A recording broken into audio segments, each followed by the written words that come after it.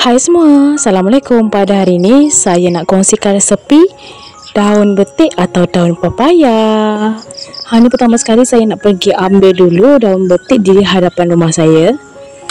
Jadi ada beberapa tempat, ada di hadapan rumah, ada yang di tepi rumah. Ini saya ambil di hadapan rumah terlebih dahulu. Sebab ni pokoknya dah tinggi, jadi saya gunakan galah.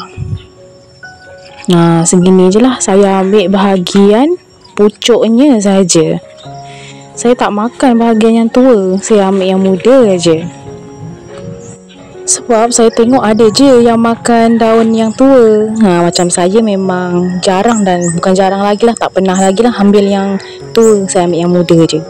Dan tadi masa round depan rumah, saya nampak pokok buah naga saya ni dah berbuah. Tahu-tahu dah masak. Alhamdulillah lah, rezeki ni saya petik. Ini pula pokok yang kedua, iaitu terletak di tepi rumah. Sama betik jantan. Biasanya saya kalau ambil daun betik ataupun daun papaya, saya ambil pokok betik jantan. Yang betina saya tak ambil, jarang, sayang lah kan. Biar dia berbuah banyak. Jadi saya ambil betik jantan.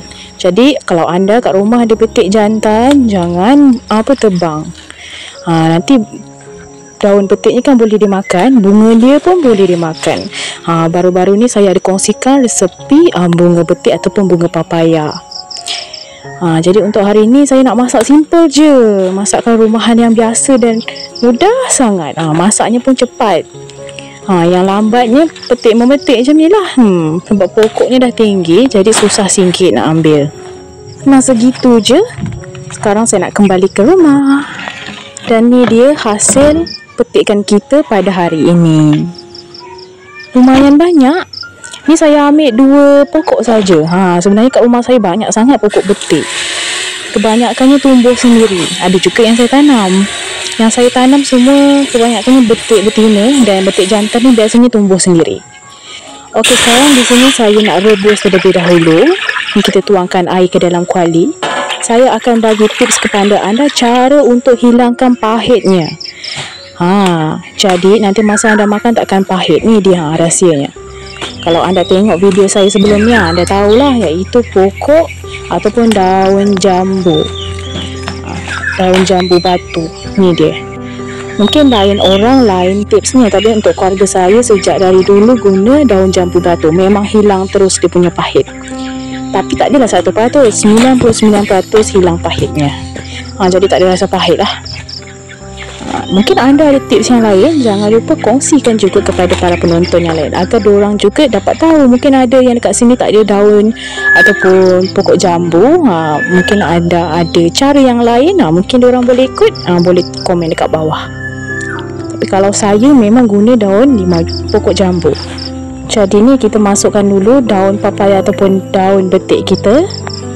Okay, ni sebenarnya kualinya kurang besar. Saya tak ada kuali yang lebih besar, ni lah paling besar. Kemudian jangan lupa masukkan daun jambu batu. Dan kalau boleh, kuantiti daun jambu batu lebih banyak daripada daun betik ataupun pucuk betik kita tu.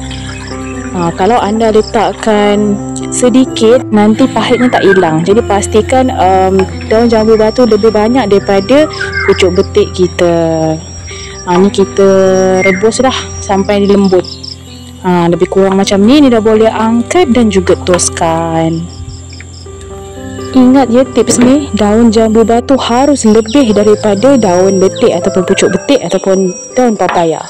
Sebab orang Indonesia panggil daun papaya kan. Jadi saya takut kalau saya cakap daun betik saja, nanti kan diorang tak tahu pula daun betik tu apa benda.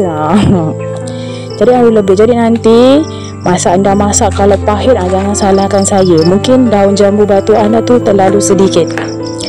Jadi harus banyak lah. Ni kita potong-potong dulu. Saya tak masak semua, saya guna separuh saja. Separuhnya lagi saya rebus gitu je, sebab saya nak makan sambil cecah sambal ayam asam. Dan ni untuk bahan-bahan, saya gunakan bawang merah, bawang putih dan juga ikan bilis. Kalau nak lebih sedap, jangan lupa tambahkan cili dan juga belacan. Tapi kebetulan saya masakkan untuk mak, jadi mak saya tak boleh makan tu, jadi saya tak tambah.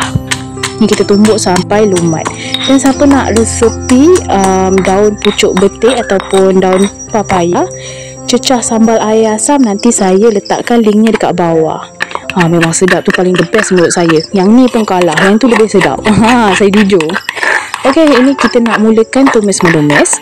Menu kita pada hari ni simple je, tumisan biasa saja. Okey, panaskan minyak menumis. Kalau dah panas, bolehlah masukkan bahan-bahan yang telah kita tumbuk tadi tu. Lalu kita tumislah sampai jiran kiri kanan depan belakang bau dan bahan tumisan kita sedikit garing. Lalu masukkan sedikit air supaya dia tak hangus. Gaul-gaul, lalu bolehlah masukkan kita punya daun pucuk betik ataupun daun papaya. Nah, simple je kan? Kita masak tumis biasa sahaja. Mungkin anda bosan ke makan daun betik rebus, cecah sambal air asam, cecah sambal belacan mungkin kan. Kalau korang biasa makannya macam mana? Macam saya cecah sambal air asam. Mungkin nak kelainan, boleh je tumis macam ni. Ni tadi jangan lupa letakkan garam sesuai selera dan penyedap rasa. Nah, siap dah pun. Kalau suka jangan lupa tekan like, jangan lupa share dan jangan lupa cuba. Jumpa lagi next video. Bye bye.